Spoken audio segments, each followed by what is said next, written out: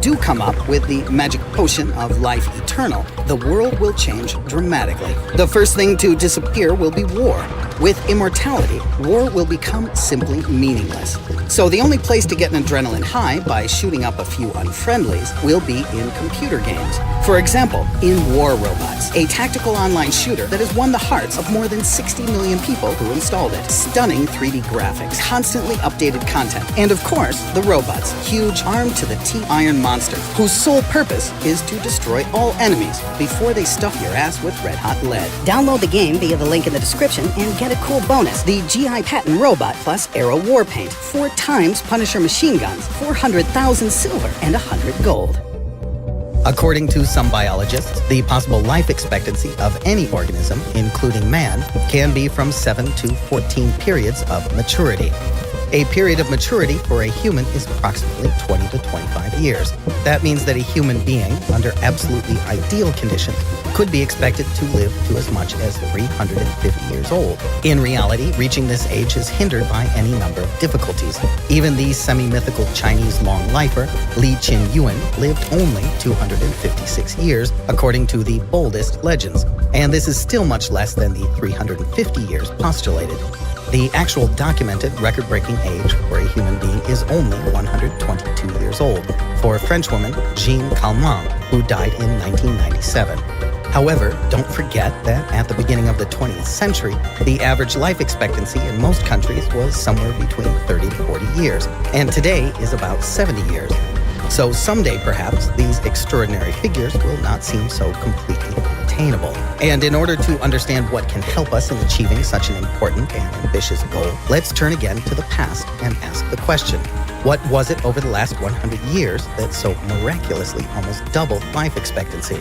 First, there was the invention of antibiotics, in particular, the discovery of penicillin in 1929 by Alexander Fleming, for which he received the Nobel Prize in 1945. Secondly, the technologies involved in diagnostics and the treatment of non-infectious diseases leapt far ahead during this time. For example, organ transplantation in the case of organ failure, insulin injections for diabetes, and the shunting of vessels, also known as bypass surgery, for when they get clogged and narrowed. Another important factor has been the increase in living standards, namely the availability of clean water sources and modern sewerage, and their positive effects on general health and personal hygiene. Yes, don't be surprised, a great many of these ordinary things did not exist at all, or were not very common at the beginning of the 20th century. Even until the 1980s, millions of people still died from cholera alone. Now this figure has dropped to just tens of thousands, but not to zero. Because even today, about 1 billion people still don't have regular access to clean drinking water. We also must consider the following problem: aging itself. The mechanism of aging and dying is intrinsic to cell DNA, as they can only divide a limited number of times. This limit is roughly 50 times for human body cells. This is a biologically grounded mechanism. Over time, the ability of cells to synthesize RNA and the proteins necessary for life support, to do DNA repair, to perform restoration after injury, and to deal with mutations is reduced. One example of what happens when an old cell doesn't die is cancer. Cells that were supposed to die continue to divide, and they do so with wild abandon. Instead of supporting the life of the carrier organism, they destroy it. And this is not the only example of problems associated with cellular aging. Alzheimer's and Parkinson's diseases are also associated with cell aging.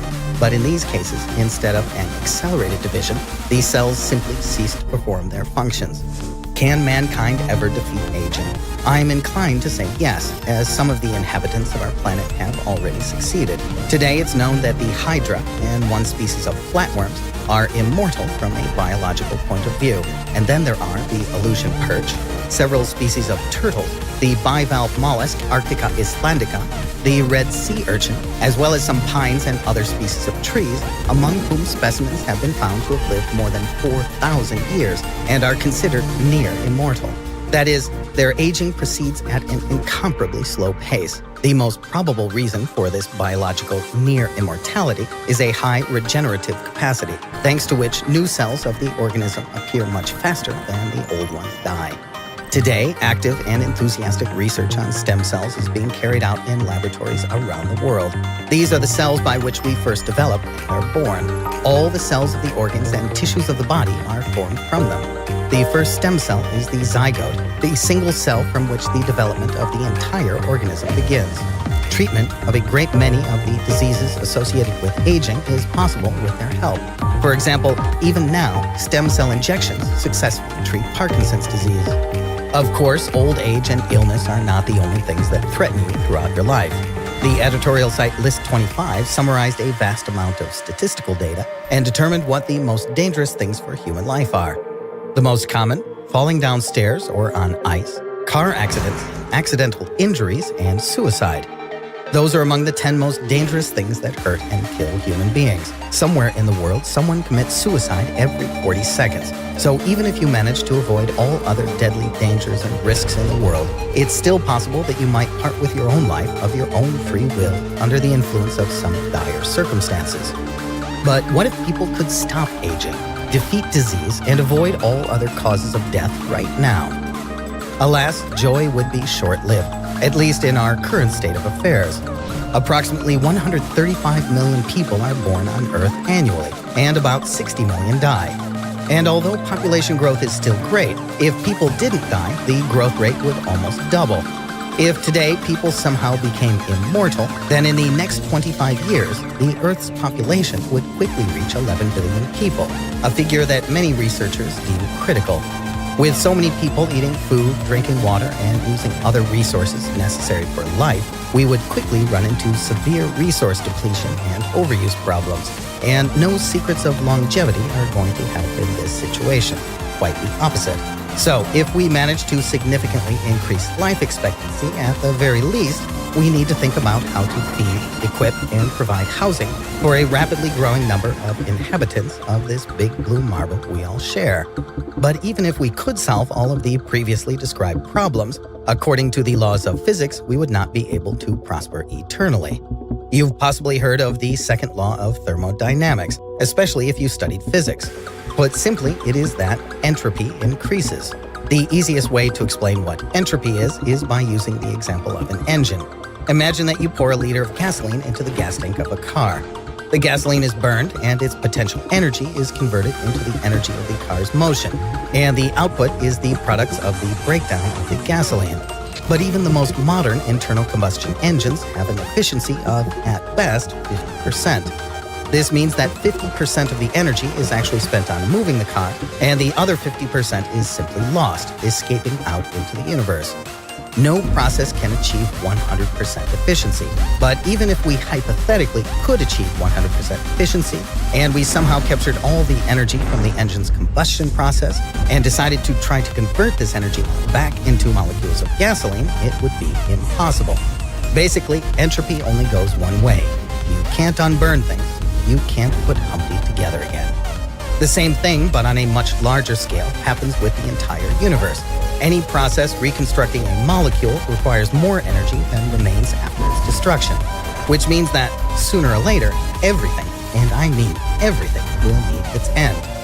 Everything will be destroyed. Every single bit of matter in the universe will eventually be annihilated. This was proven in the 1920s. Early 20th century astronomer Edwin Hubble discovered that the universe is constantly expanding. The first law of thermodynamics states that the amount of energy inside an isolated system is invariable. This means that the volume of the universe will continue to increase, but the amount of heat in it will not. Therefore, over time, all matter will eventually give up its energy in the form of heat to the environment, breaking up into tiny particles. In the end, the entire universe will become uniform and reach the lowest possible temperature, minus 459.67 degrees Fahrenheit, also known as absolute zero. The heat death of the universe, as it is called, will happen.